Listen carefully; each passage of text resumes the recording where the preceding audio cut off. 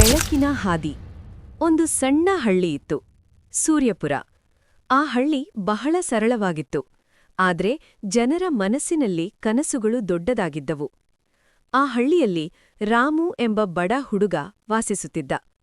ಅವನ ತಂದೆ ದಿನಗೂಲಿ ಕಾರ್ಮಿಕ, ತಾಯಿ ಮನೆಗಳಲ್ಲಿ ಕೆಲಸ ಮಾಡುತ್ತಿದ್ದರು. ರಾಮು ಓದಲು ತುಂಬಾ ಇಷ್ಟಪಡುತ್ತಿದ್ದ, ಆದರೆ ಪರಿಸ್ಥಿತಿ ಅವನ ಕನಸುಗಳಿಗೆ ಅಡ್ಡಿಯಾಗುತ್ತಿತ್ತು.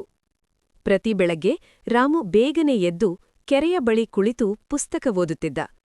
ಹಕ್ಕಿಗಳ ಚಿಲಿಪಿಲಿ, ಸೂರ್ಯೋದಯ ಅವನಿಗೆ ಅದೇ ಶಾಲೆಯಂತಿತ್ತು. ನಾನು ಒಮ್ಮೆ ದೊಡ್ಡ ವ್ಯಕ್ತಿಯಾಗಬೇಕು, ನನ್ನ ತಂದೆ ತಾಯಿಗೆ ಸುಖ ಕೊಡಬೇಕು ಎಂದು ಅವನು ತನ್ನೊಳಗೆ ಮಾತಾಡಿಕೊಳ್ಳುತ್ತಿದ್ದ. ಶಾಲೆಯಲ್ಲಿ ರಾಮು ಸದಾ ಮೊದಲನೆಯ ಸ್ಥಾನದಲ್ಲಿದ್ದ. ಆದರೆ ಬಟ್ಟೆ ಹಳೆಯದು, ಚಪ್ಪಲಿ ಛಿದ್ರವಾಗಿತ್ತು. ಕೆಲವರು ಮಕ್ಕಳೇ ಅವನನ್ನು ಹಾಸ್ಯ ಮಾಡುತ್ತಿದ್ದರು. ಒಂದು ದಿನ ಗುರುಗಳು ಕೇಳಿದರು, ರಾಮು, ನೀನು ಮುಂದೆ ಏನಾಗಬೇಕು?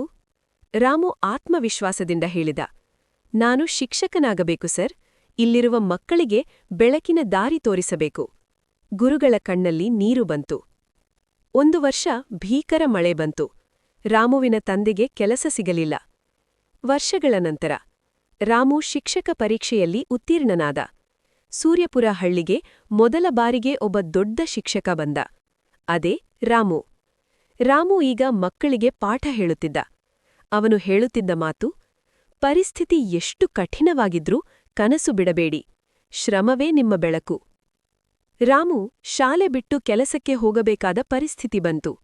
ಆ ರಾತ್ರಿ ಅವನು ಕೆರೆಯ ಬಳಿ ಕುಳಿತು ಅತ್ತನು, ದೇವರೇ, ನನ್ನ ಕನಸು ಇಲ್ಲೇ ಮುಗಿಯುತ್ತದೆಯಾ?